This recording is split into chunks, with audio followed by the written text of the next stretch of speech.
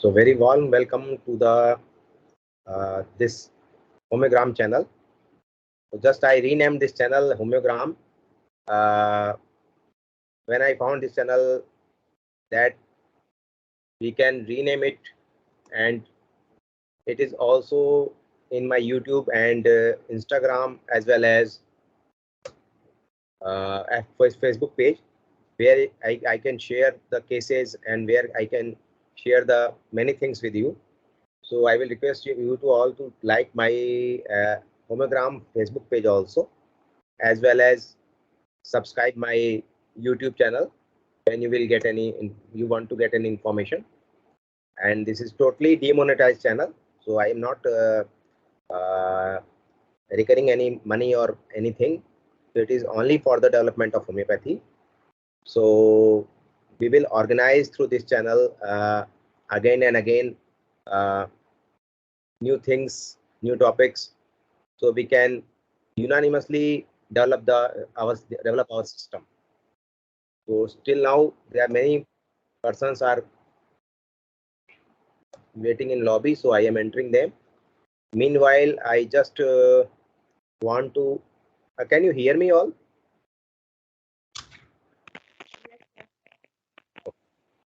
Yes, sir. So this session will be interactive session. So those who want to on their camera, they can on. And this session will be the, I think, very interesting session, because I am supposed to guide you all the time, but many times there is requirement of updation, and those who are selected in current batches, they know very well that updations.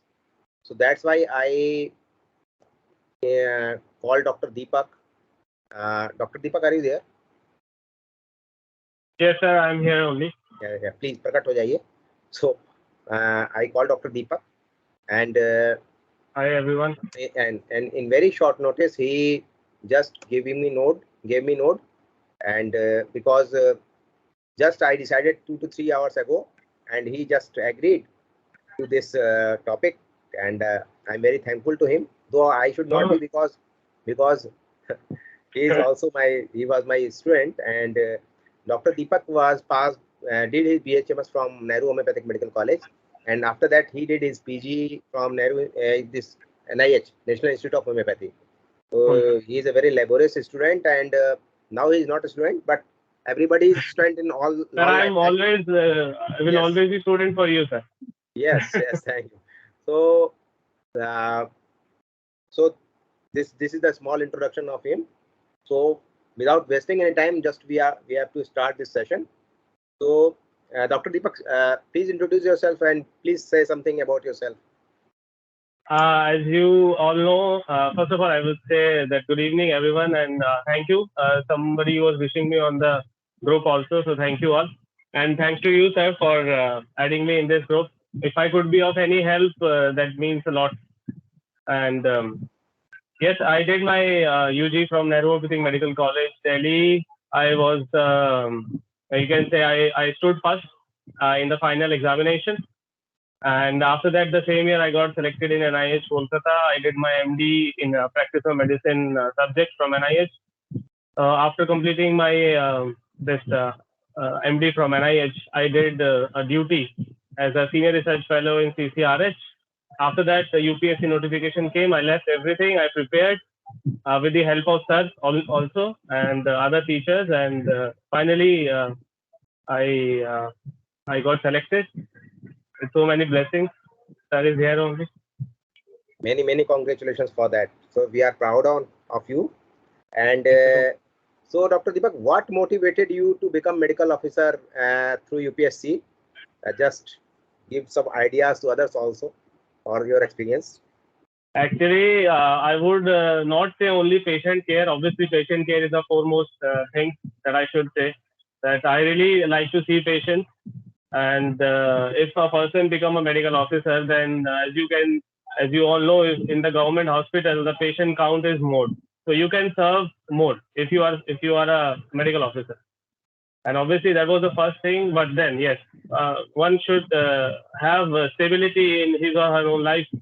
So that stability comes from this job financially. Obviously, if a person goes into doing into a private practice, and the earning on the daily basis Yes. is very fluctuant. Yes. Someday you will have 2-3 patients, and for the long week to week there will be no patient. So that financial stability comes from this job. One should require that to get more focused. And I would say mental stability also comes when you know that your job is fixed. Now you have to focus more on your the first aim was to see patient and to serve the suffering humanity. And yes, of course, it's a respectful job. You will Yes. get respect from the Yes. patient, and respect is always bi-directional. You have to respect the patients also, because when the patients are there, as a doctor, that justifies. Because अगर patient नहीं होंगे तो हम doctors क्या करें? Yes, yes, yes, बिल्कुल. And foremost thing that you will be gazetted officer after joining, and this is the very राजपत्रित अधिकारी का आपको मिलता है, जिसमें आप जो है होम मिनिस्ट्री के द्वारा आपको प्रदत्त किया जाता है. आप एम्ब्लेम लगा सकते हैं गोल्डन अपने विजिटिंग कार्ड पे. इसके अलावा जो है मतलब आपको अटेस्टेशन पावर होती है.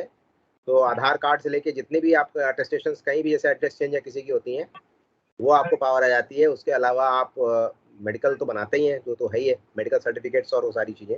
तो बहुत सारी पावर के साथ बहुत सारी जिम्मेदारी आ जाती है. तो उसको भी आप एंजॉय करिएगा जब भी भविष्य में आप ज्वाइन करते हैं.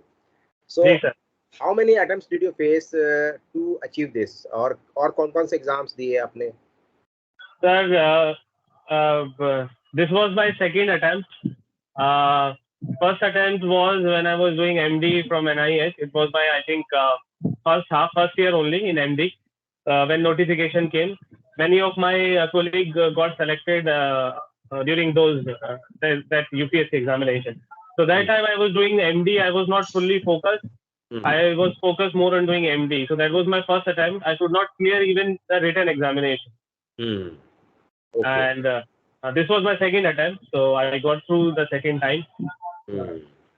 So you got experience from that attempt, and you took it very positively, and that you corrected all those mistakes, and then. True, sir. So this is very good advice for the others who are not selected in this group or other exams. So you should not be what we can say disheartened. Yes, sir. So we have to try again and again to conquer this exam. Now, what should be the plan to start? क्या होना चाहिए? जैसे एक बिल्कुल raw कोई है जिसको करना है स्टार्ट प्रोग्राम अपना ये इसका प्रिपरेशन. हाँ, तो कैसे? सर वैसे हाँ सर, अगर देखा जाए तो मैं यही बोलूंगा कि प्रिपरेशन शुरू हो जाती है when a girl or a boy got admission into BHMS. उसको तभी से ही फोकस रहने की जरूरत है. आई वुड से डोंट, मतलब इतना पढ़ाई करो कि ऐसा हो कि आप फर्स्ट भी नहीं आ रहे हो तो आप नीचे से भी फर्स्ट नहीं आ रहे हो, ऐसा भी नहीं होना चाहिए. मतलब my idea was to remain in the top 10 student in all the years. तो वहीं से शुरू होती है प्रिपरेशन रियल, क्योंकि आपका बेस जो बनता है स्टार्टिंग ईयर से ही बनता है. सही बात. तो सेकंड चीज सर ये कि सेल्फ इंटरेस्ट बहुत जरूरी है, because nobody will come. Teacher एक लिमिट तक पुश करेंगे, आपको पढ़ाएंगे, बट आप खुद से नहीं पढ़ना चाहेंगे, खुद इंटरेस्ट नहीं लेंगे तो नहीं होगा. तो self interest is must. Sir वो एक सेइंग है ना, that sky is the only limit. But अगर आप स्काई बोल रहे हो that means you are limiting yourself. I will say that sky is also not the limit. सही बात. तो स्काई भी लिमिट नहीं है. When you are saying sky, you are limiting yourself. Yes. And मैं तो यही बोलूंगा सर कि अगर हर साल से आप अच्छे से पढ़ें, और अपने अगर आप सिर्फ पढ़ के रिटेन कर सकते हैं तो अच्छी बात है, और अगर नहीं कर सकते हैं तो start making notes. That will help you in preparing all the subject at the last 5-6 month UPSC notification के बाद में. तो स्टार्ट कहाँ से करना है? मैंने तो सर शुरू से ही सोचा था कि ऐसे करेंगे स्टार्ट, बाद में जॉब में ही आना है, गवर्नमेंट जॉब में. बिकॉज वो सारी चीजें अभी जैसे मैंने बोली, वो जो रिस्पेक्ट और जो पेशेंट केयर जो आपको मिलेगा मौका करने का, वो एक गवर्नमेंट जॉब में मेडिकल ऑफिसर बन के ही आ सकता है. सही बात. नहीं, दूसरी चीज ये है कि जैसे इसमें आपका क्या है ना कि आपको जब आपके अंदर ये चीज रहती है और सीट्स है कम, क्योंकि ऐसा नहीं है कि यहाँ पे सीट्स बहुत ज्यादा हैं, तो अगर आप प्लान्ड वे में नहीं चलोगे और ये भी हर साल आती नहीं है, हर 2 या 3 साल पे आती हैं। तो if you not in planning, तो उसमें फिर आपको इतने अच्छे sir. चांसेस नहीं मिलते। तो Yes, sir. इसलिए वो, क्योंकि सारी चीजें आपकी जो है वो एक दूसरे से जुड़ी हुई हैं, इसलिए जो बच्चे अभी पढ़ रहे हैं या फाइनल ईयर में, इंटर्नशिप में है, कोई किसी भी ईयर में हो, वो जो आपने बात कही कि यार जो भी सब्जेक्ट वो पढ़ रहा है उसको बहुत अच्छे से और बहुत अच्छे से पढ़ के, और अगर उसको रुचिकर थोड़ा सा लगे तो उसके एमसीक्यू वगैरह करके देख ले, उसे थोड़ा सा इंटरेस्ट और डेवलप होता है। तो ये है वही। कि, तो आपने भी देखा होगा जब आप इंटर्नशिप में होंगे, फाइनल ईयर में होंगे, कि भाई किस तरीके के क्वेश्चंस आ रहे हैं, क्या आ रहे हैं, मुझे ये करना है, इसको बीट करना है, करना है ना, तो वो चीज़ है। सो अब बात करते हैं कि चलो ठीक है, ये तो कर लिया कि हमें कैसे करना है। अब असली चीज़ है कि भाई जो हमारी हेल्पिंग हैंड्स होती हैं वो होती हैं बुक्स। Yes, sir. और अब मार्केट में बहुत सारी बुक्स आ गई हैं, बहुत सारी चीज़ें आ गई हैं। Yes, sir. तो एक तो ये कि बुक्स की बात, दूसरी चीज़ की पढ़ने की मेथोडोलॉजी कैसे हो, Sir, आपने किस तरीके से तैयारी की, क्योंकि हर बच्चा अलग तरीके से तैयारी करता है। तो सर आप हाँ। सर लकी, मैं ये बोलूंगा, लकी होते हैं वो स्टूडेंट जो एक ही बारी में यूपीएससी क्रैक कर लेते हैं। बट अगर आप नहीं करते हो तो आप सीखते हो। जैसे मैंने बताया, ये मेरा सेकंड अटेम्प्ट था, तो फर्स्ट टाइम में जो मेरी गलतियां थी, जो मुझे लगा कि क्वेश्चन पढ़ के समझ में आ रहा है कि अगर थोड़ा और ढंग से पढ़ लिया होता, अगर बेसिक थोड़े से और क्लियर कर लिए होते तो ये एग्जाम निकल जाता। तो पहली चीज है कि अपने बेसिक तो सर क्लियर करने ही है। उसके साथ जैसे आपने बोला कि आपको एमसीक्यूज की जो बुक है, अगर आप उनको पढ़ते रहेंगे तो you will get to know कि आपको एमसीक्यू अटेम्प्ट कैसे करना है। बिकॉज क्वेश्चन कई बार ऐसा होता है कि this is what is the answer accept, तो वो जो एक्सेप्ट वाले क्वेश्चन है, रीजनिंग एंड असर्शन है, वो एमसीक्यू बुक पढ़ने से ही आते हैं। तो सर बात यह है कि बुक्स भी सर वही है कि आपको अगर आपके बेसिक्स क्लियर नहीं है तो आपको बेसिक्स क्लियर करने ही पड़ेंगे, क्योंकि एमसीक्यू सिर्फ रट के अगर आप करेंगे अटेम्प्ट तो कुछ ही कर पाएंगे, मैक्सिमम गलत करेंगे। सही बात। तो सर बुक्स के लिए मैंने सर जो मेरा जो रहा था तरीका, मैंने एक सर टाइम टेबल बनाया था अपना, and I stick to my time table कि मुझे इस टाइम पे ये पढ़ना है, ऐसे पढ़ना है। सबका अपना तरीका हो सकता है, पर मैंने अपना एक टाइम टेबल प्रिपेयर किया था। और शुरू में मटीरियल मेडिका से सुबह करा करता था, दिन में, क्योंकि जैसे शाम होते आती है आपका इंटरेस्ट खत्म होते आता है, तो अगर शाम में अगर एलाइड पढ़ोगे तो आपका इंटरेस्ट बनेगा। तो ये मेरा तरीका होता था सर। तो मैंने सर फोकस किए क्लिनिकल सब्जेक्ट को पहले। क्लिनिकल तो जैसे सब्जेक्ट में मटेरियल मेडिका की आपने बात की, तो मटेरियल मेडिका में क्या पढ़ते थे, जैसे मेडिसिन पढ़ते थे या उसके एमसीक्यूज करते थे? सर मैं बता रहा हूँ, मेरा तरीका ये रहता है कि मैं पहले टेक्स्ट पढ़ता हूँ और मैं फिर जाकर उसका एमसीक्यू अटेम्प्ट करता हूँ। ठीक है, बट ये तब हो सकता है जब आपके पास टाइम है। अगर आपके पास टाइम नहीं है तो आप एमसीक्यू साइड बाय साइड शुरू कर दीजिए, that will save you more time to revise in later. जैसे एग्जाम पास में आने लगेगा बाद में, you will get more time. तो सर मटीरियल मेडिका में मैंने सिर्फ 3 ही बुक अच्छे से पढ़ाई करी थी, बाकी एमसीक्यू था। वो है आपकी एलेंस मटीरियल मेडिका, वो टिप्स पे होनी चाहिए, बोरिक की maximum drugs, and sir Nash, EB Nash. ये 3 बुक हैं जो मैंने अच्छे से पढ़ाई करी थी, टेक्स्ट बाय टेक्स्ट पढ़ाई करी थी। एंड इनका एमसीक्यू के लिए जो मटीरियल मेडिका की बुक्स है वो आपके एक तो जितेश सर वाली है, क्रैक द एंट्रेंस है। उसके अलावा सर जना रथ है, जना एंड रथ एक बुक है, सक्सेस है। तो ये बुक्स हैं, जो ये सारी बुक्स आपको होम्योपैथी सब्जेक्ट के लिए पढ़ सकते हैं। Crack the entrance is only for material Medica, very good book. ये सब बच्चे जिनको नहीं पता है वो सब नोट करते जाइए साइड बाय साइड, है ना। तो सर ये था मटीरियल मेडिका का। और बाकी तो सर हमारे बीएचएमएस की जो बुक्स हैं वही होती हैं, उनको तो बताने की जरूरत नहीं है। पर एलाइड में मैं जरूर बोलूंगा कि जब आप पढ़ लें अच्छे से, या फिर आप अपने बेसिक भी क्लियर करना चाहते हैं, तो एक शार्प सीरीज की बुक्स आती हैं, शार्प सीरीज, अच्छा, SHARP शार्प सीरीज। उसमें फिजियोलॉजी पैथोलॉजी, अगर आपकी वीक है फिजियोलॉजी पैथोलॉजी तो उन बुक्स को पढ़िए, उसमें से वो सिस्टम उठाइए, GIT फिजियोलॉजी पढ़िए, देन उसके बाद अगर मेडिसिन पढ़ेंगे तो everything will be very easy. तो सर वो हो सकता है। और जितने भी अलाइड सब्जेक्ट हैं, मैं बोलूंगा कि फोकस आपको 4 सब्जेक्ट पे मेन करना है, सर्जरी, मेडिसिन, गायनी-ऑब एंड PSF। तो कहीं से भी कुछ भी आ सकता है, पर मैक्सिमम क्वेश्चन इससे आते हैं, ये आपके अच्छे से पढ़े होने चाहिए। बाकी जो सब्जेक्ट रह गए हैं इंपॉर्टेंट, आपके एनाटॉमी आता है, फिजियोलॉजी अगर आप अच्छे से पढ़ेंगे शुरू से तो अलग से पढ़ने की जरूरत नहीं पड़ेगी। FMT very important, FMT subject sir का सब्जेक्ट है, FMT वेरी इंपॉर्टेंट। टॉक्सिकोलॉजी का क्वेश्चन है सर, मैं छोड़कर आया था, मुझे भी याद है।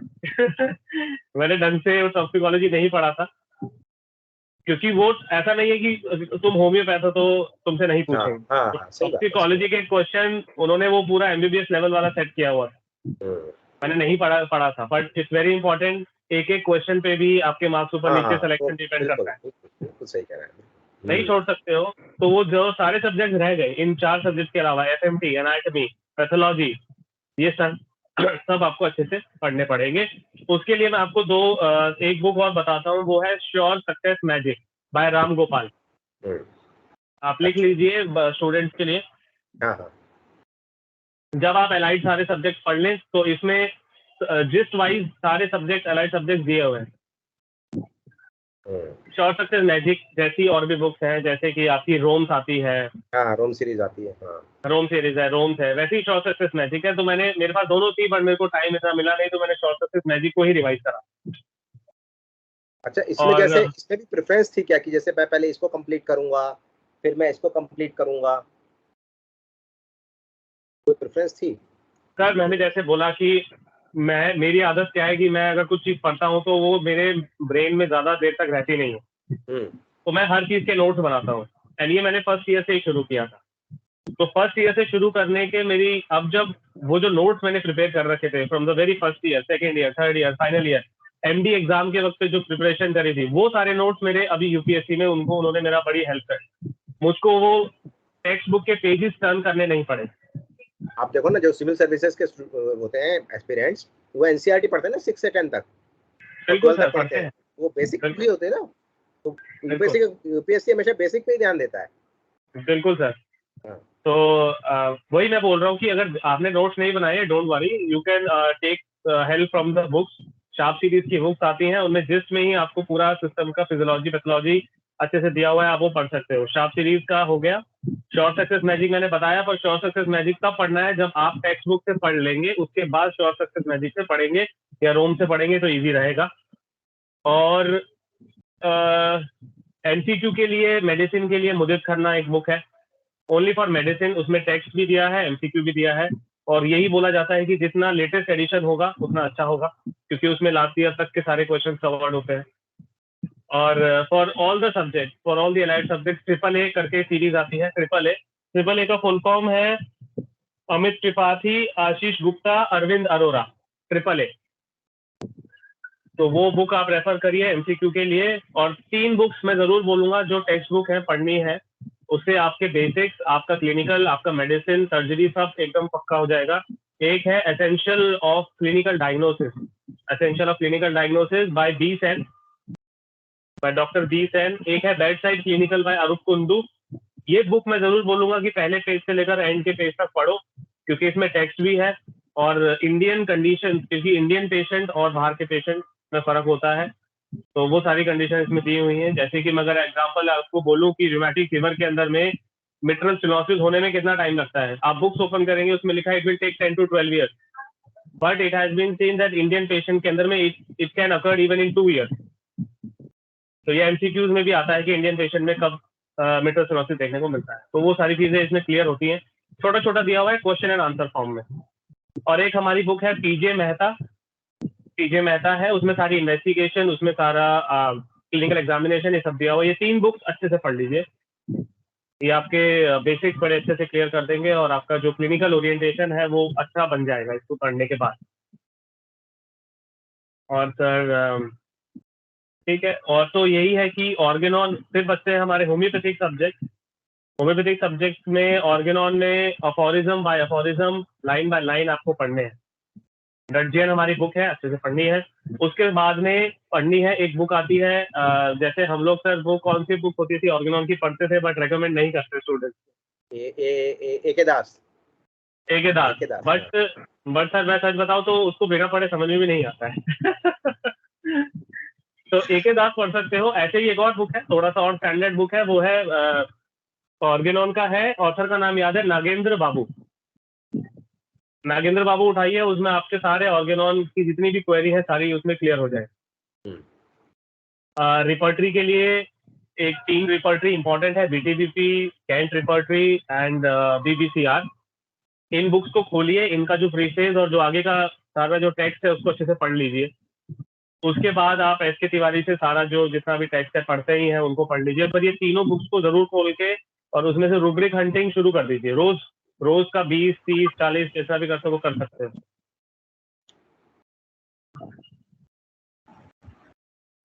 बाकी तो सर एक सब्जेक्ट और बचता है, फार्मेसी। फार्मेसी मैंने अलग से टेक्स्ट बुक से नहीं पढ़ा। मेरे पास जितनी भी ये बुक है एमसीक्यू ओरिएंटेशन वाली जो बुक है मोहम्मद उसमें मैंने फयाज, पढ़ा आप है। अपना कैमरा ऑफ कर लें और माइक म्यूट कर लीजिए प्लीज। फयाज,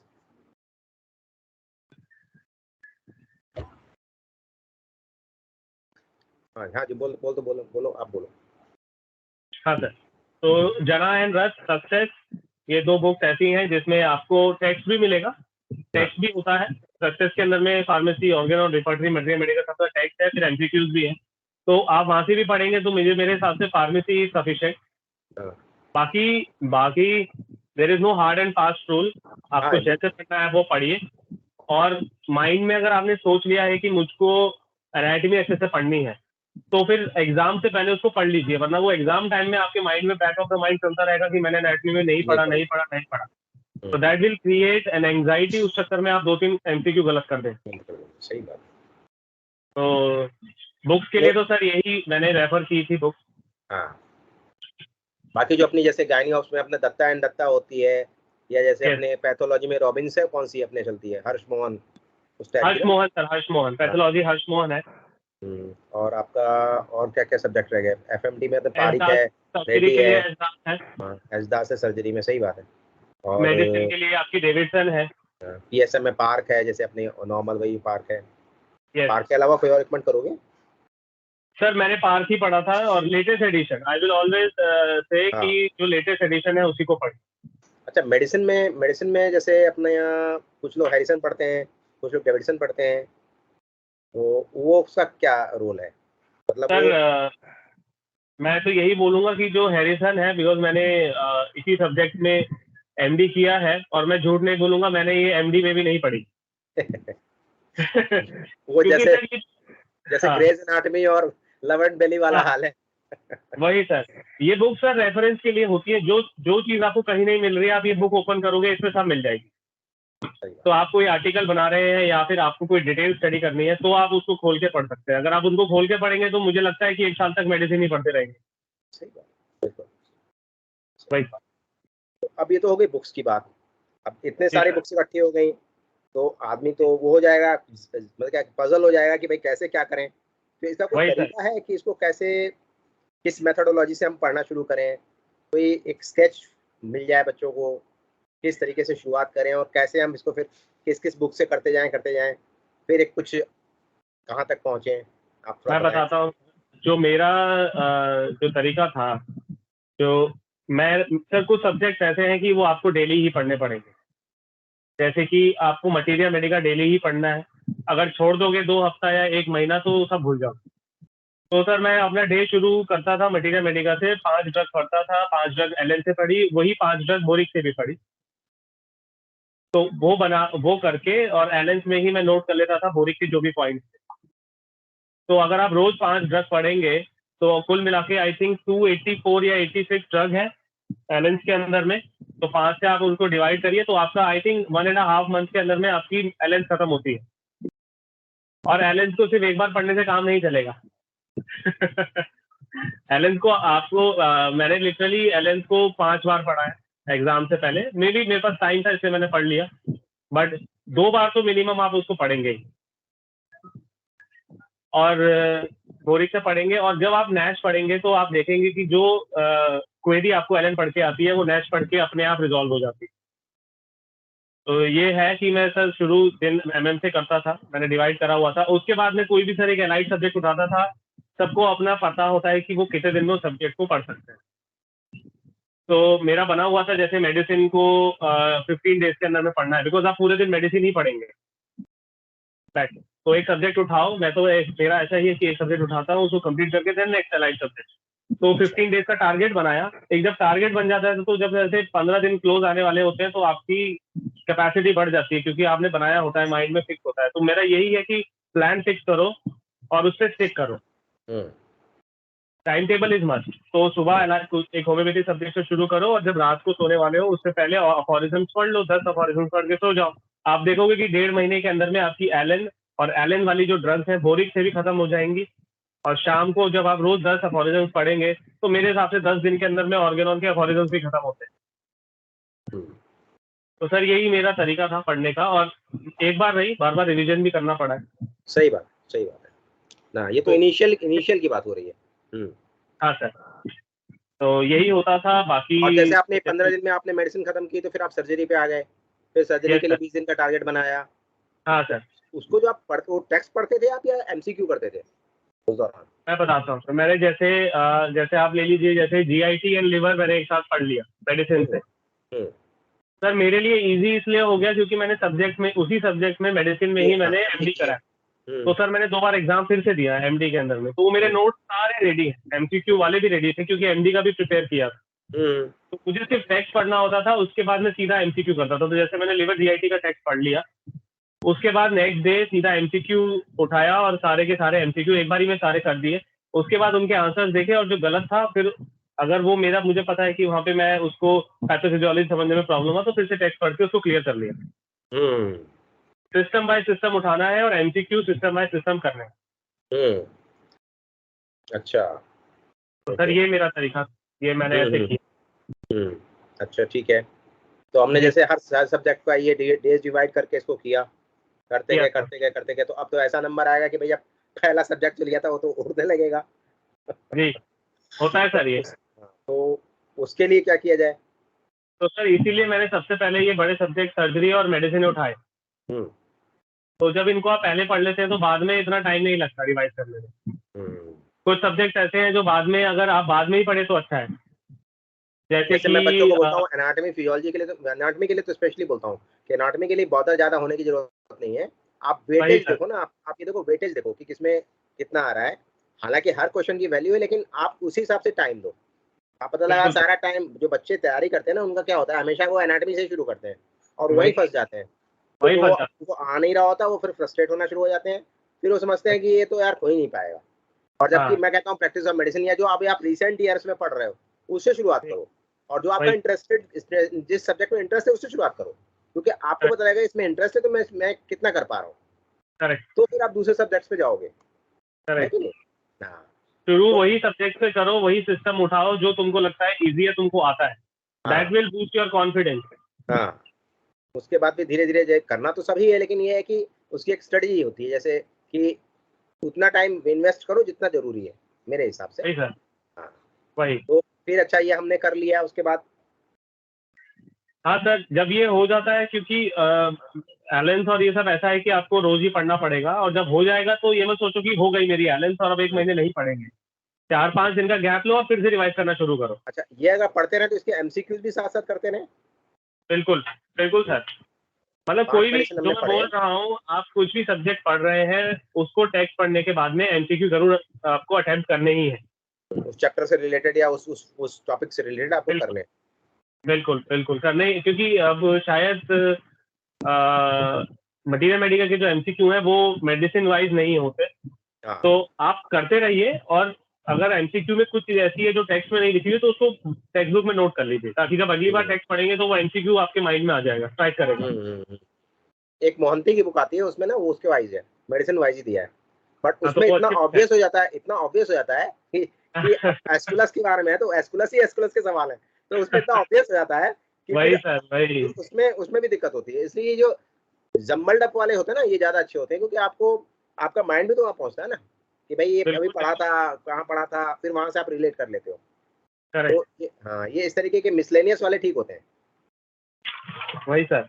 हाँ अच्छा, फिर उसके बाद बस सर यही है, और जितना पहले जो बल्कि सब्जेक्ट है उसे पहले पढ़ लोगे तो रिवीजन में हेल्प होगा।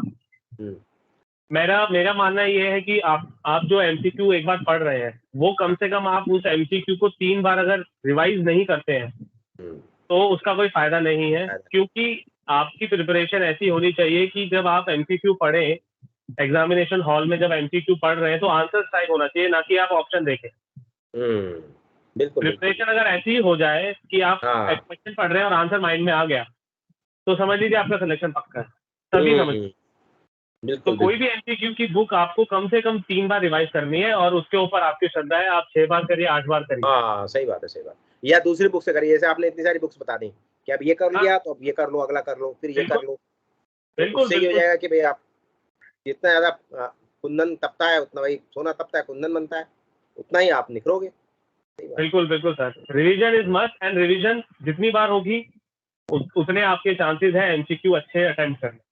अच्छा, सो यहाँ काफी आपने विस्तार से बताया, काफी लोगों को हेल्प मिली होगी इस बारे में। So did you take any help in whole preparation by any mentor और एनी ऐप? जैसे आजकल ऐप्स भी आए हुए हैं, उनमें से आपने किसी की, जैसे कई बार एक सीरीज होती हैं, या जैसे आपने, जैसे एक मान लीजिए यूपीएससी का सैंपल पेपर करने बैठ गए, तो इसमें तो सारे जम्बल सारे मिले होंगे, उस तरीके का या कुछ आपने किया हो?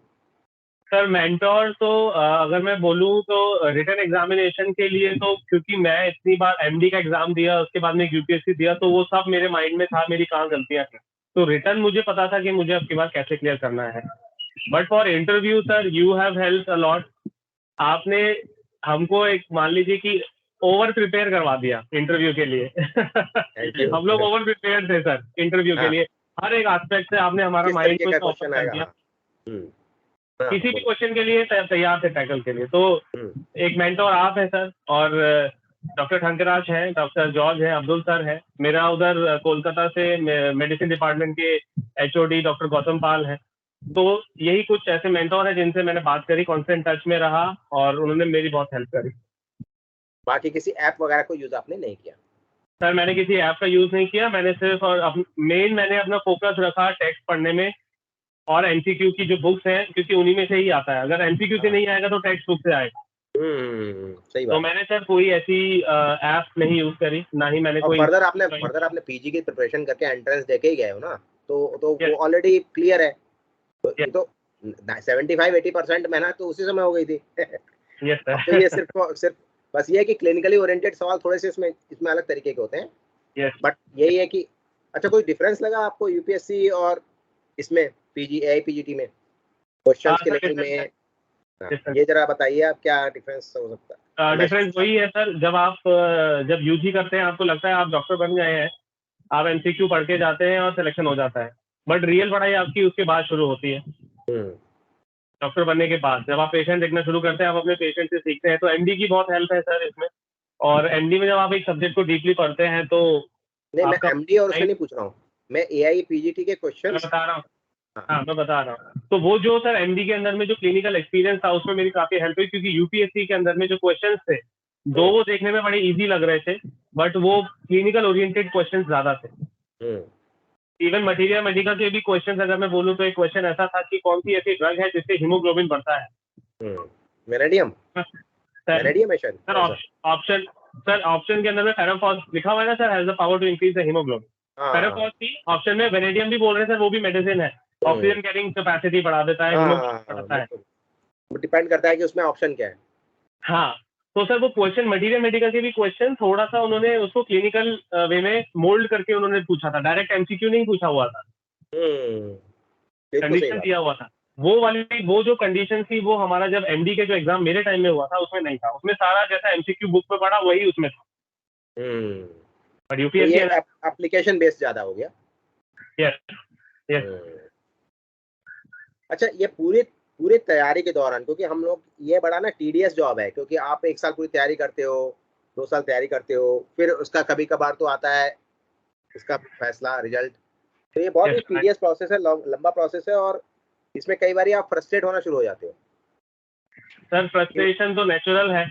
हाँ, कि भाई आप जो है कब तक लगे रहोगे, और वो जो डायलॉग है कि किसका था, उसका राजू श्रीवास्तव किसका, कि भैया जो है बुढ़ापा आ रहा है, शादी कब करेंगे, या उस तरीके की चीजें। हालांकि अभी आप लोग एज ऐसी नहीं है, लेकिन फिर भी कि आदमी लगा हुआ है, तो चीजें और भी दुनिया में होनी है, और भी चीजें हैं। तो वो जो फ्रस्ट्रेशन एक डेवलप होता है, वो उसके बारे में आपका क्या कहना है?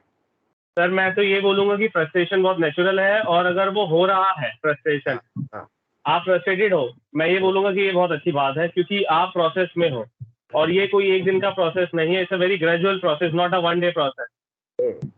आप अगर फ्रस्ट्रेट हो अपने फ्यूचर को लेकर, करियर को लेकर, पढ़ने को लेकर, मेरा आज पढ़ाई नहीं हुई, फ्रस्ट्रेशन है, कितना पढ़ूं कितना नहीं पढ़ूं, हो क्यों नहीं रहा है, तो मतलब आप अभी भी एक ट्रैक पे हो, आपकी पटरी से ट्रेन उतरी नहीं है, आप अभी भी ट्रैक पे चल रहे हो, मंजिल आ जाएगी, कई बार देर से आती है। हाँ तो मैं यही बोलूंगा कि इसमें आपको फुल्ली अपने आप को इन्वेस्ट करना है, नॉट इवन टाइम, बट आपको टाइम के साथ साथ अपना फोकस पूरा रखना है। एंड बहुत जरूरी है अपने आप को मोटिवेट करना, बिकॉज कोई और मोटिवेट नहीं करता। आपके फैमिली आपको सपोर्ट करेगी, आपके फ्रेंड्स आपके साथ रहेंगे, but until unless you are self motivating yourself, you can not overcome that frustration. वो पीरियड बड़ा टफ होता है। हाँ तो वो जरूरी है सर, सस्टेन करना ही तो टफ है ना। अरे इसमें 50% तो ऐसे निकल जाते हैं जो सस्टेन नहीं कर पाते हैं। बिल्कुल सर। तो ये भी कंपटीशन आपका तब से शुरू हो गया जब से आप तैयारी करना शुरू कर दिए। बिल्कुल सर, बिल्कुल। तो उसमें फ्रस्ट्रेट हो गए जो आधे निकल गए, उन्होंने बाकी आधों के लिए रास्ता आसान कर दिया। सही बात है। तो इसलिए अगर आप फ्रस्ट्रेट हो रहे हैं तो उसको पॉजिटिवली लें कि भाई ये हमें चिंता करवा रही है हमारा दिमाग, तो हम उस दिशा में प्रयास कर रहे हैं। प्रयास कर रहे हैं, और हम लोग अभी नहीं तो थोड़ा टाइम बाद सक्सेसफुल हो जाएंगे, बट हो जरूर जाएंगे, क्योंकि ये लोग इतना भी नहीं सोच रहे हैं। आधे लोग ये भी नहीं सोच रहे हैं हो रहा है नहीं हो रहा, नहीं हो रहा है, वो लोग टेंशन भी नहीं ले रहे हैं। एटलीस्ट आप टेंशन ले रहे हो, that means you are on the right track. बिल्कुल, क्योंकि क्या होता है ना कि जैसे इसमें ऐसे भी लोग होते हैं कि जिन्होंने एक बार दो बार रिटर्न दिया, इंटरव्यू में रह गए, तो उन लोगों को थोड़ा सा एक बल मिलेगा हम लोगों की बातचीत से कि भाई, और या बाकी जो बच्चे हैं जिनको ऐसा लगता है कि भाई ये क्या हो रहा है, या लाइफ अंधकारमय हो गई, या ये हो गया वो हो गया, इस वजह से मैं इस पर ज़्यादा फोकस कर रहा हूँ। क्योंकि एक तो वैसे भी मेंटली हम लोग, अभी जो 2 साल का समय गया, इससे ज़्यादा ही हम लोग चर्न अप हो गए मेंटली, और ऊपर से जो है ये प्रेशर क्रिएट करने वाली ही चीज़ है। उस वजह से मेरे को आप ये बताओ कि आपने कॉन्क्रीटली बताना कि आपने किस तरीके से इसको दूर किया, क्योंकि ये औरों को भी मैसेज जाएगा। क्या फ्रस्ट्रेट होते थे तो क्या करने लगते थे, अपने हॉबीज पे काम करते थे या क्या करते थे? हाँ भाई, मैं वही बोलने वाला हूँ, क्योंकि मैं ये क्वेश्चन सबसे पूछूंगा that what do you love other than becoming medical officer. Medical officer के अलावा आपको और चीजें क्या करनी पसंद है? जैसे कोई लोग बोलेंगे म्यूजिक, कोई लोग बोलेंगे एक्सरसाइज, कोई बोलेंगे रनिंग, कोई बोलेंगे स्विमिंग। तो उस पर भी फोकस करना है। वही एक ऐसी चीज है जो आपको, आपका कोप अप मैकेनिज्म है। अगर आप एक्सरसाइज करते हैं और आप एक्सरसाइज छोड़ के बैठ जाएंगे, मैं पढ़ाई करूंगा पूरे दिन, आपकी बॉडी स्ट्रेस में आ जाएगी, मेंटली एंड फिजिकली। तो अगर आप थोड़ा सा जाकर रनिंग कराएंगे या थोड़ी एक्सरसाइज कराएंगे, तो वो जो फिजिकल स्ट्रेस है वो निकलेगा, वो आपकी मेंटल स्ट्रेस को भी कम करेगा। यही काम म्यूजिक सुनना, रनिंग करना, साइकिलिंग करना, म्यूजिक बनाना, बजाना, तो उसको छोड़ना नहीं है। अपनी जो हॉबीज है उनको बिल्कुल नहीं छोड़ना, वही आपका कोप अप मैकेनिज्म है। और हाँ, अपने फ्रेंड्स को भी नहीं छोड़ना। एक फ्रेंड्स ऐसे हैं जिसके साथ आप एक लिमिट से भी ज्यादा बात कर सकते हो। फैमिली से एक लिमिट पे बात करो, मतलब one can anybody, even in parent also, but अगर आप बात कर सकते हैं फ्रेंडली, ओपन होकर, तो फ्रेंड्स इज, मैं तो बोलूंगा कि फ्रेंड्स आर मस्ट, फ्रेंड्स होना जरूरी है। उसके अलावा अपनी हॉबीज पे काम करिए। वही है कि आप मतलब एक रूटीन बना लीजिए। आप काट के उल्लू की तरह सुबह से शाम तक बढ़े हुए हैं, वैसा करेंगे तो काम खराब हो जाएगा, क्योंकि 2-3 दिन तो अच्छा लगेगा, फिर मोनोटोनस हो जाएगा। बिल्कुल सर, होता है कि सुबह से शाम तक एक अपना दिनचर्या बनाइए, तो आपकी फिजिक भी, जैसे अब ये हमको फिटनेस एंथुसियास्ट लगते हैं डॉक्टर दीपक जो है, हम भी थोड़ा बहुत हिल डुल लेते हैं, तो थोड़ा फिटनेस तो फिटनेस जो है ना वो बहुत जरूरी चाहिए, हेल्थ के पॉइंट ऑफ व्यू से भी बहुत जरूरी है। बाकी जैसे मेरी हॉबी डांस करना भी है, गाना सुनना भी है, तो आप कहीं कोई एक हॉबी आपकी डेवलप होनी जरूरी है, और उस हॉबी के बारे में आपसे इंटरव्यू में क्वेश्चन पूछा जाता है, तो इसलिए आप अपने हॉबी पे भी काम करके रखिए, और इंटरव्यू की बाद में बात होगी। अभी तो ये रिटर्न का होगा। वो सर है, इंटरव्यू एक बार रिटर्न क्लियर कर लो सर, इंटरव्यू में आपको ओवर प्रिपेयर करा देंगे। ये सारी चीजें सर ही बता सकते हैं और कोई नहीं बता सकता। तो मतलब यही है कि आपको बेसिकली अपनी दिनचर्या जो है व्यवस्थित रखनी है, और कभी भी फ्रस्ट्रेशन आए तो आप जो है अपने मित्रों से बात कर लें, अपने दोस्तों से, अपने परिवार वालों से, टीचर से, सबसे, किसी से भी, जो भी आपको, जिसको भी आप उचित समझते हो, उससे आप बात करो, और फिर जो है दोबारा लग जाओ उस तरीके से। तो कभी ऐसा फेज आया आपके लाइफ में बिल्कुल डिसअपॉइंट हो गए हो, या बिल्कुल लग रहा हो कि तो फिर दोबारा बकअप किया हो? Sir disappointment by god grace आज तक तो नहीं हुई थी, but as you know sir, Delhi मेरा दोनों पोस्ट के लिए क्लियर हुआ था इंटरव्यू में, दिल्ली के लिए भी और सेंट्रल के लिए भी। तो जब सेंट्रल वाला जब दिल्ली वाला दिया तो उसमें सिलेक्शन नहीं हुआ, आप जानते हैं सर, मैंने आपसे बात भी करी थी। तो मैं यही बोलूंगा, जितने भी पैनलिस्ट होते हैं इंटरव्यू के वक्त पे, वो सारे प्रो मेंबर्स हैं, बट कई बार ऐसा होता है कि चीजें नहीं हो पाती वर्क। हाँ तो मेरा था जब वो first interview up to the mark नहीं था, तो उस वक्त बड़ी डिसअपॉइंटमेंट हुई थी। तो उसको कोप अप मैकेनिज्म मैंने आपको सबको बता ही दिया है कि स्ट्रेस में नहीं आना है। वो सारी चीजें जो मैंने बोली, अपने हॉबीज पे काम करना है। और हाँ, डिसअपॉइंटमेंट था सर एक और था कि जब हमने रिटर्न क्लियर हो गया, इंटरव्यू हुआ है पूरा ऑलमोस्ट 1 ईयर के बाद, तो कितना पढ़े इंसान इंटरव्यू के लिए। सही बात है, तो कितना उस इंतजार वक्त करेगा। हाँ, उस वक्त पे पढ़ाई भी नहीं छोड़ सकते हो और पूरा दिन पढ़ भी नहीं सकते। तो वही आपकी हॉबीज और ये सब काम आती है सर। बिल्कुल बिल्कुल। और फिर आप एक अर्निंग मेंबर नहीं हो, उसका भी एक प्रेशर रहता है, क्योंकि भाई आप बिल्कुल। तैयारी कर रहे हो होल सोल, तो वो भी एक आपका होता है। तो आपको मतलब एक तरीके का रिस्क ही है, तो मतलब फिर भी आप उसको पार पाओ, ये बहुत बड़ी बात है। बिल्कुल सर।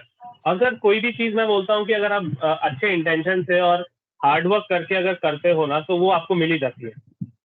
सेल्फ बिलीफ बहुत जरूरी है ना, अपने में विश्वास बहुत जरूरी है। सेल्फ बिल्कुल बिलीफ सबसे बहुत बड़ा फैक्टर है। अगर आप सेल्फ बिलीव करते हो कि हाँ मैं इसको कर सकता हूँ, तभी कोई और आपकी हेल्प करेगा और आप कुछ कर पाओगे। अगर बिल्कुल आपको सर। खुद नहीं है अगर, तो फिर बड़ा मुश्किल काम है। सेल्फ बिलीव एंड अपने आप को मोटिवेट रखना, that is very difficult but not impossible. बिल्कुल बिल्कुल सही बात है। अच्छा, फिर ये है कि जैसे ये तो सारी बातें हो गई हमारी इन नटशेल। अब आप ये बताओ मेरे को कि मैसेज क्या दोगे आप हमारे जो है अपने जो बडिंग। इससे पहले मैं मैसेज जानने से पहले ही जानना चाहता हूँ कि अगर किसी का कोई क्वेश्चन या क्वेरी है, आप में से जो भी सुन रहे हैं, तो आप डॉक्टर साहब से पूछ सकते हैं। आप अपना कैमरा ऑन करो और हाँ, आप लोग इंटरेक्ट करो भाई। ऐसा हाँ, यूपीएससी में तैयारी के लिए आपको बहुत मुखर होना पड़ेगा, तो आपको बिल्कुल यहीं से बिल्कुल। शो करना पड़ेगा कि आप यूपीएससी एस्पिरेंट हो। पूछो, आपको कोई सवाल वगैरह पूछना है बच्चों, या ऑल क्लियर? कोई आपके दिमाग में क्वेश्चन आ रहा है, पूछ लें आप।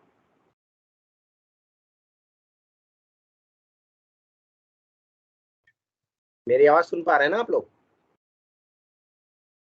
यहाँ पर भी लगता है। हाँ, ये है ना मनीष।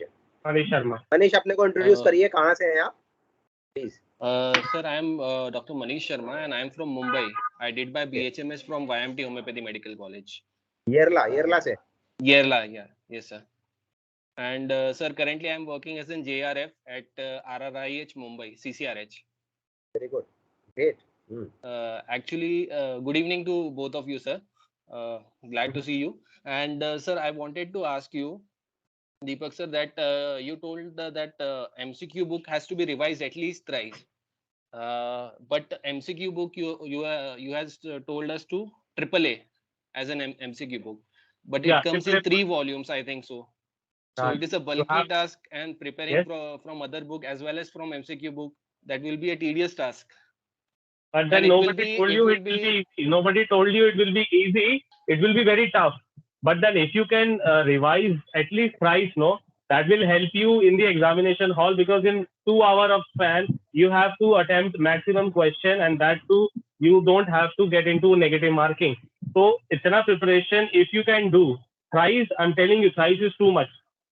अगर thrice कर लिया, तो just when you will go through the MCQ, that question, no, that answer will strike automatically. Okay.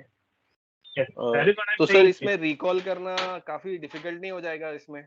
Means नहीं अगर 3 वॉल्यूम मैं बताता हूँ इसका मैं बताता हूँ कि जैसे आपका देखो ना, आप मेडिसिन का एक चैप्टर उठाओ ना, एक चैप्टर अगर आप जीआईटी उठा लेते हो, तो जीआईटी कितना बड़ा है, उस जीआईटी का अगर आपको आपके क्वेश्चन बनाओ खुद ही, आप अपने आप उसके क्वेश्चन बनाओ, तो कितने बनेंगे?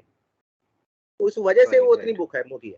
लेकिन आपका इंटरेस्ट, आपके इंटरेस्ट के आगे आप उसके वॉल्यूम को मत देखो, आपके इंटरेस्ट के आगे वो छोटी हो जाएगी, क्योंकि जब एक बार बनता चला जाएगा ना, एक बार में आपके 100 बनेंगे, निकालते जाओगे खटाखट खटाखट, तो उससे बिल्कुल भी परेशान नहीं होना है, बल्कि उससे तो और लगेगा कि और लाओ भाई, और लाओ और लाओ, और बनाते हैं। तो उससे जो है ना आपको मतलब फायदा ही होना है। हाँ, डॉक्टर साहब कुछ बता रहे थे। हाँ सर। और भैया कौन बोल रहा है? कोई और क्वेश्चन भी था? Thank you sir. पूछिए। Okay Manish. Okay, thank you Manish. हाँ, डॉक्टर ज्योति पूछिए। Good evening sir. आप लोगों को इंट्रोड्यूस कर दो सर। मेरा हाँ सर, मेरा नाम डॉक्टर ज्योति त्रिवेदी है। मैंने शिव बसव ज्योति होम्योपैथिक मेडिकल कॉलेज बेलगाम से किया है, BHMS किया है सर, और प्रेजेंटली मेरा क्लिनिक है। सर मेरा क्वेश्चन है कि इसमें कट ऑफ कितना रहता है, मतलब cut off like general merit वालों के लिए कट ऑफ कितना है और बाकियों के लिए कितना है? और एक क्वेश्चन ये कि मतलब प्रीलिम्स में क्या रहता है, फिर रिटर्न में क्या है, एंड देन इंटरव्यू का मतलब कितना कितना टाइम रहता है? लाइक प्रीलिम्स इतने टाइम में होता है, फिर उसके बाद कब लाया जाता है, उसका इसमें मतलब थोड़ा प्रीलिम्स नहीं डिटेल में होता, चाहिए था। प्रीलिम्स इसमें नहीं होता, वो आप सिविल सर्विसेज की बात कर रही हैं। इसमें रिटर्न और जी इंटरव्यू सर। दो ही होता है, ठीक है। अच्छा सर। हाँ, तो अब जी बताएंगे सर। डॉक्टर साहब आपको। Okay sir. ठीक है। तो डॉक्टर ज्योति, तुम्हारा पहला क्वेश्चन था कि सर कट ऑफ कितना रहता है, ठीक है। तो कट ऑफ वेरिएबल है।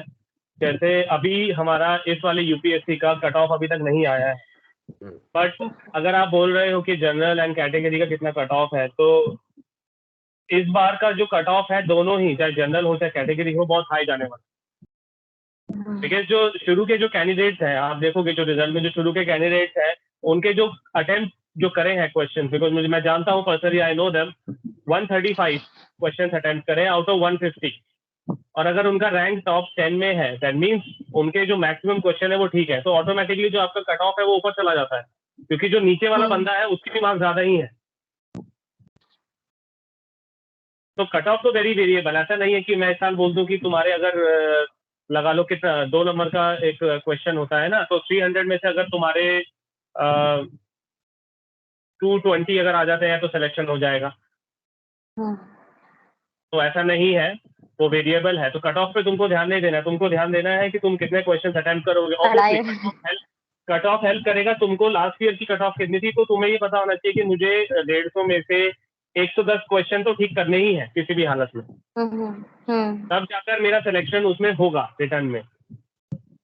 नहीं, लास्ट ईयर, जैसे लास्ट ईयर का क्या रहा है, जैसे इसके पहले का क्या कट ऑफ रहा है, कुछ याद है आपको इसके पहले सर का? अभी मेरे को सही में सर, मैं कट ऑफ के बारे में मैंने ज्यादा सोचा नहीं था। हाँ, कोई बात नहीं, बहुत अच्छा, आइडिया नहीं है। लाइट हाँ। जला। हाँ, तो कट ऑफ का भी आइडिया नहीं है डॉक्टर ज्योति। मैं यही बोलूंगा कि मैक्सिमम क्वेश्चन अटेम्प्ट करने हैं और नेगेटिव नहीं करना। जी जी सर। और ये अच्छा, ये भी एक अच्छा स्ट्रेटेजी है कि कट ऑफ पता रहेगा तो तुमको पता रहेगा कि मुझे 110 या 115 क्वेश्चन पॉजिटिव करने ही है। जी जी सर। मतलब तो एक्स्ट्रा जो मतलब अगर ज्यादा पता है तो ज्यादा अच्छे से मतलब अटेम्प्ट कर सकते हैं, और जो नहीं क्लियर होता, कट हमको नहीं, मालूम नहीं, है नहीं, नहीं, तो ऐसा नहीं होता। आपको सभी करना है, आप ये मान के चलो। उसका कारण है, उसका कारण ये है कि आपका जो रिटर्न है ना, रिटर्न और इंटरव्यू का एक्युमुलेटिव टोटल बनता है मेरिट बनने में। तो अगर आपका कट ऑफ नीचे भी रह गया और आप सेलेक्ट हो गए हैं, तो पता लगा कि जिसने रिटर्न में बहुत अच्छे मार्क्स लाए, तो भी आप इंटरव्यू में नहीं हो पाओगे सेलेक्ट, भले इंटरव्यू में आप 20 में से 20 ले आओ।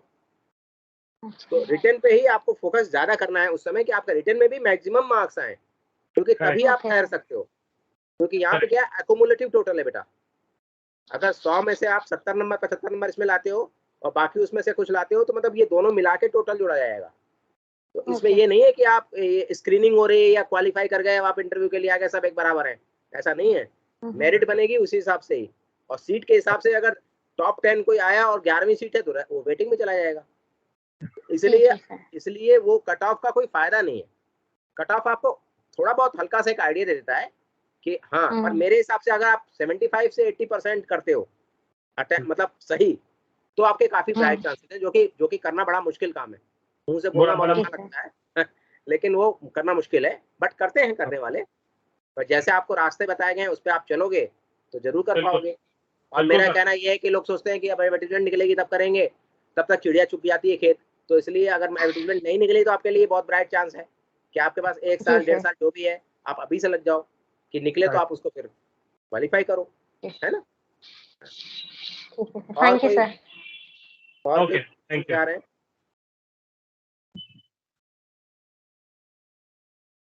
Anybody want to ask any question? Doctor Sushil Rajbhar, कहाँ हो भाई? देखते हैं कि सुन रहे हैं कि नहीं सुन रहे हैं। ये थोड़े से एक्टिव है हमारे। कैसे हो डॉक्टर साहब? सर अच्छा हूँ। Good evening sir, both of you. Sir Deepak, congratulation. Thank you sir. मेरा एक डाउट था, as I am preparing for AIA PGT. I am from Government Homeopathic Medical College, Bhopal. I have just completed internship in February. So now I am preparing for AIA PGT 2022. And I have also aspiration to become UPSC medical officer. So what should be my strategy right now? My focus should be on AIA PGT 2022, and how can I manage both the things, or should I mainly focus on AIA PGT? ठीक है. First of all, Dr. Sushil Rajbhar, Bhopal. I went to your college. Yes. During the first wave of COVID, I was there at your college, Government Homeopathic Medical College, Bhopal. Yes. It is nearby dam, no? Some dam it is there, no? Kaliyasot Dam. Yes, sir. Kaliyasot Dam. I worked under Dr. Juhi Gupta there. Yes, sir. She's from Department of Physiology. Yes. So I was there, and she was the nodal officer for the COVID study. So during first wave, I was there. Okay. So, Yes. So you were saying that you are preparing for this AIPGT exam 2022. As I told Yes. earlier, there is not much difference between the two examinations because the text that you have to go through is similar for both the posts.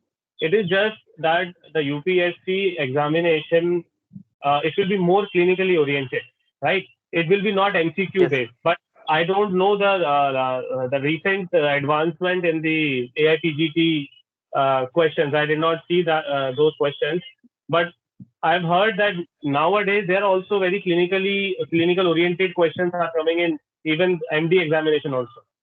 Yes. The lines from the textbooks are taken, not the MCQ nowadays. So जैसा मैंने बोला तुमको पहले भी बोला, जो तरीका मैंने बोला कि पहले टेक्स्ट पढ़ो, then go to the MCQ. ठीक है? And as you are planning for becoming medical officer too, then why only keeping in mind that first I will get MD, then I will prepare for medical officer. Why not start preparing for medical officer आज से ही? Because उसका level अलग है. ठीक है?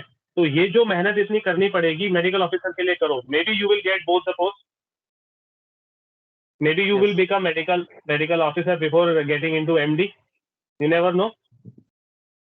है ना? तो जो मैंने तरीका बोला, देखो एंटायरली सब लोग अलग है, सबका अलग तरीका होता है पढ़ने का, बट मैं यही बोलूंगा focus more on the text book. If you have a habit of making notes, start making notes. That will help you in the later months when your exams will be nearby. And side by side, start doing the MCQs. Like अगर मुदित खन्ना का कौन सा addition है मेरे पास, I don't know तुम्हारे पास कौन सा addition है. जैसे मान लीजिए just for example 15th addition अभी तुम पढ़ रहे हो, नेक्स्ट ईयर 16th एडिशन आ जाएगा. एमसीक्यू जब 15th एडिशन से कर लोगे, सीधा 16th एडिशन को ऑर्डर करके बुलाओ. टेक्स्ट तुमने पढ़ चुके, एमसीक्यू पढ़ चुके, start doing the MCQ. At last moment MCQ करना है सारा, बट उससे पहले बेसिक क्लियर करना है. तो स्टार्ट क्लियरिंग योर बेसिक. अगर क्लियर नहीं होगा तो एमओ के लिए डिफिकल्ट है. May be you will get through this MD examination but not for MO. तो basic is must. Thank you. मेरा क्या सजेशन है इसमें? मेरा ये सजेशन है, सबसे पहले doctor Sushil, you have to be clear कि आप चाहते क्या हो. ठीक है ना? जैसे डॉक्टर दीपक थे, ये गए अपना, इन्होंने तो पीजी करना ही करना था, पीजी करके ही इनको आना था, तो इन्होंने तैयारी नहीं की, सीधे AIPGT की तैयारी की और इन्होंने फिर वहां से फिर यहाँ आए. ठीक है, लक्ष्य तो आपका चलो यही है, मेडिकल अफसर है, चाहे आप यूजी हो चाहे पीजी हो. अब अच्छा, यहाँ पे आपको फ्री फंड में AIPGT की भी जानकारी मिल गई, तैयारी कैसे करें यूपीएससी के साथ साथ, क्योंकि तरीका वही है, बुक्स भी वही हैं लगभग, हल्का सा सवाल का डिफरेंस है पूछने का, लेकिन आप तैयारी करते हो तो आप दोनों को कवर कर लेते हो. आपको करना क्या है ये आपको तय करना है, क्योंकि ये यूपीएससी में पूछा जाएगा कि आप क्यों आते हो यहाँ, क्यों आ रहे हो, क्यों करने आ रहे हो ये. तो आप ही क्लियर नहीं रहोगे.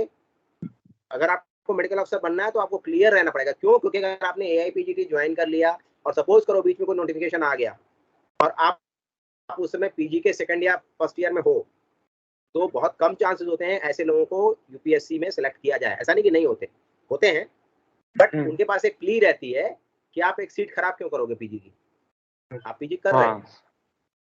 मेरा ये सजेशन रहेगा आपको कि चूंकि आप थोड़े मेधावी लगते हैं मेरे को पढ़ने में और थोड़े सही लगते हैं और थोड़ा सा एकेडमिकली ओरिएंटेड भी हो, तो मेरे हिसाब से तुम AIPGT करोगे तो ज्यादा बेटर होगा. यूपीएससी तो आएगा, क्योंकि आगे आने वाले समय में लेक्चरर की वैकेंसी आएगी या किसी चीज की आएगी, तो आई थिंक वो तेज तुम्हारा है कि तुम उस साइड में जा सकते हो. और लेक्चररशिप के लिए जो मिनिमम क्वालिफिकेशन है वो MD है ही है. तो जो भी पैशनेट है टीचिंग के बारे में, या जिनको लगता है कि भाई टीचिंग हमको अच्छा लगता है, तो उनको AIPGT तो करना ही करना चाहिए. इन बिटवीन अगर यूपीएससी आता है, आप देख लेना, आपका भाग्य अच्छा है, आप सिलेक्ट हो जाओगे, नहीं तो फिर प्रयास करेंगे। तो इतना सोचने की Yes. जरूरत ही नहीं है। अभी फोकस रखो कि मुझे लेक्चरर बनना है, मुझे प्रोफेसर बनना है, क्योंकि मैं Yes. तुम्हारा पैशन जानता हूँ, तुम्हारा टेस्ट जानता हूँ, इसलिए बता रहा हूँ। बाकियों के बारे में तो मैं नहीं Yes. जानता, तो इसलिए मेरे को ये एडवाइस देनी है। अब क्लैरिटी हुई कुछ? Yes, sir. Thank you, sir. तो बहुत अच्छा लगा डॉक्टर साहब। अब आप जो है ये बताइए कि क्या मैसेज देना चाह रहे हैं हमारे बच्चों को आप इन द लास्ट? सर मैं 4-5 मैसेज दूंगा सर। पहली बात तो ये है कि जैसे आपने बोला कि पहले तो आपका माइंड क्लियर होना चाहिए, आपको करना है कि नहीं। मतलब योर एटीट्यूड इज मस्ट। ऐसा एटीट्यूड नहीं होना चाहिए कि ट्राई कर लूंगा, कोशिश हाँ। करूंगा, ऐसा नहीं होना चाहिए। डू और डाई वाली सिचुएशन होनी चाहिए कि अगर करना है तो करना है, एक प्लान बनाओ and stick to the plan. फिर चाहे धरती इधर से उधर हो जाए, तुमको अपने प्लान पे ही स्टिक करना है Committed और वही रहना। टाइम टेबल तुमको फॉलो करना है। सेकंड, मैं बोलूंगा कि सेल्फ मोटिवेशन, अपने आप को मोटिवेट रखना बहुत जरूरी है, क्योंकि आप एक वो मोनोटोनस हो जाता है, आप हर रोज वही चीज करोगे। सुबह उठोगे, ब्रश किया, ब्रेकफास्ट किया, पढ़ने बैठ गए, फिर आपने लंच किया, फिर पढ़ने बैठ गए, डिनर किया, फिर पढ़ने बैठ गए। तो अपने आप को मोटिवेट रखना बहुत जरूरी है, उसके लिए हमने बहुत सारी बातें ऑलरेडी कर चुके हैं। उसके बाद में अपनी फैमिली और कई बार ऐसा होता है व्हेन यू बिकम फ्रस्ट्रेटेड, आप फैमिली से बात करना कम कर देते हो, अपने आप को आइसोलेट कर लेते हो, but that is a very bad thing. Keep in contact with your friends and keep in contact with your family, आप उनसे बात करते रहिए। तीसरी चीज। चौथी चीज, मैंने बोला था it is not easy task. अभी लोगों ने जैसे बोला भी कि सर अगर करेंगे, 2-3 बार पढ़ेंगे, 3-3 वॉल्यूम है AAA का, तो it's not easy. Nobody told you that it will be easy, but it will be worth it. It will be worth it when you get selected. So it is not, I will say it is not impossible, but आपको कोशिश पूरी करनी पड़ेगी and step by step. कोई, it is not a one day process, right? You have to invest your time, right? And gradually step by step आपको अपना basic clear करते करते करते करते ऊपर बढ़ना है। बिल्कुल। और कोई ये ना सोचे कि भाई मैं जो है छोटे शहर से आ रहा हूँ तो मैं नहीं कर सकता, मैं दिल्ली का हूँ तभी कर पाऊंगा, मैं तो बहुत छोटे शहर से आया था। तो आपका एटीट्यूड होना चाहिए बस, और कुछ नहीं। ऐसा नहीं है, एटीट्यूड होना चाहिए बस, क्योंकि एटीट्यूड ही लैक कर जाते हैं 50% तो कंपटीशन से वैसे ही बाहर हो जाते हैं। अब आप देखो ना, हमने ग्रुप पे डाला 151 मेंबर हैं, उसमें से 41 आए, 40 आए, तो ये 40 तो आगे जाएंगे, आगे जाके 20 हो जाएंगे। तो इस तरीके से बचेगा, 5 बंदे बचेंगे उसमें। तो इस तरीके से छटनी होती जाती है। ऐसे ही होता है हर जगह। वसुधा कुछ पूछना चाह रही हैं, बताओ बेटा। Yes, sir. Good evening, sir. Sir, I am. Camera नहीं हो पाएगा? GHMC again, भोपाल से। Yes, sir. I'm from GHMC Bhopal. I have a question. I'm a first year BHMS now. तो मैं ये पूछना चाह रही हूँ, बिकॉज ये सब तो मेरे लिए अभी बिल्कुल जस्ट नया है। तो मैं ये पूछना चाह रही हूँ कि मैं यूनिवर्सिटी की प्रिपरेशन के साथ साथ मेडिकल ऑफिसर का भी कैसे करूँ, क्योंकि मेरा भी अट्रैक्शन मेडिकल ऑफिसर की तरफ ही है। Very nice. अच्छी बात यह है कि तुमको फर्स्ट ईयर में ही पता है कि मेडिकल ऑफिसर बनना है। Yes sir. सबसे अच्छी बात यह है, जैसे मैंने पहले तुमको बोला है, अभी तुम फर्स्ट ईयर में हो, तो अभी से ही प्रिपरेशन करना शुरू करो। और जो मैं बोल रहा हूँ इसको अभी भी नोट कर लो।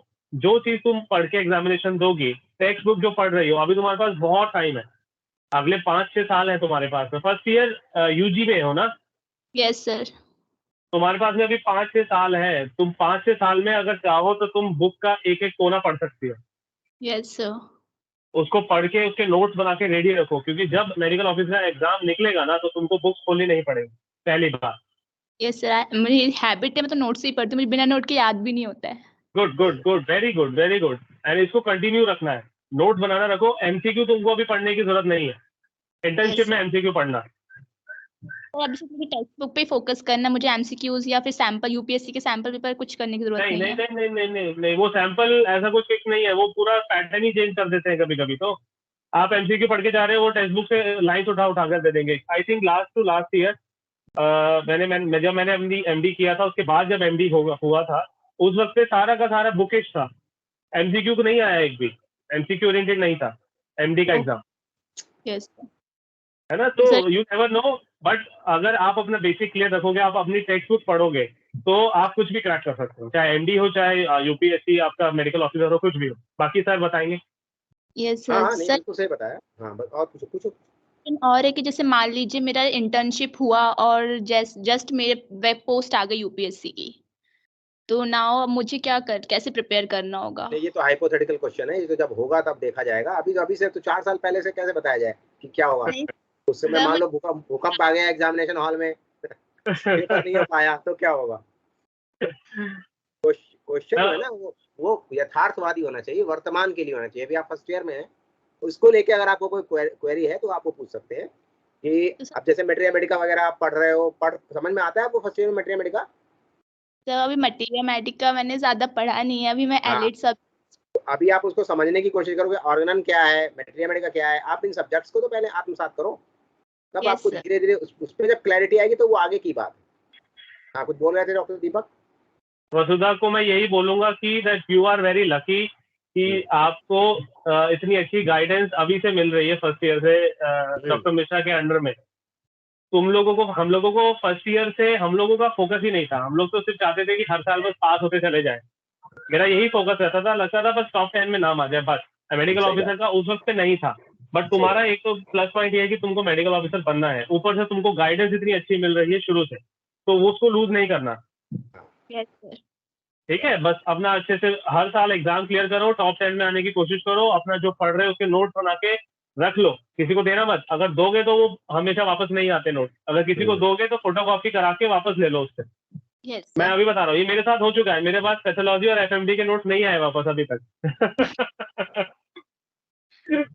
जो भी सब्जेक्ट आप पढ़ रहे हो उस समय उसको अच्छे से समझने की कोशिश करो, उससे भागो नहीं। अगर एनाटॉमी पढ़ रहे हो तो एनाटॉमी को समझने की कोशिश करो। ठीक है, एनाटॉमी में कई बार टीचर्स की भी कमी होती है, आपको डायसेक्शन की कमी होती है, आपके पास यूट्यूब पे इतनी सारी चीजें अवेलेबल हैं। मतलब आप कैसे सीखो ये आपको खुद ही करना है। आपका जो प्रेजेंट सब्जेक्ट है आप उस पर काम करो। आपके अब तीन सब्जेक्ट तो कम से कम है ही। फार्मेसी है, फार्मेसी भी कम टफ नहीं है, फर्स्ट ईयर में समझ में नहीं आता फार्मेसी, तो इसलिए नया होता है।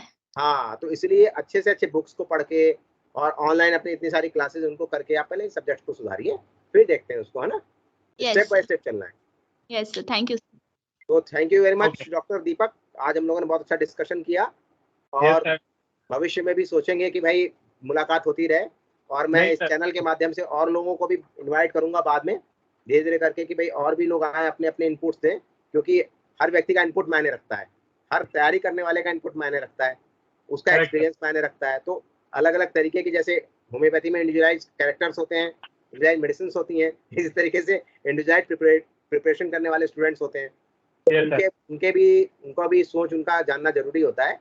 कई बार आपको बहुत इंपॉर्टेंट चीजें पता लग जाती हैं। तो इस तरीके से हम लोग आगे ऑर्गेनाइज करते रहेंगे और हम लोग फिर मिलेंगे डॉक्टर दीपक। ठीक है sir, thank you all, keep studying and keep motivating yourself and sir की गाइडेंस में रहो एंड बी थैंकफुल कि सर तुमको गाइड कर रहे हैं सबको। Thank you all. Thank you, bye bye bye.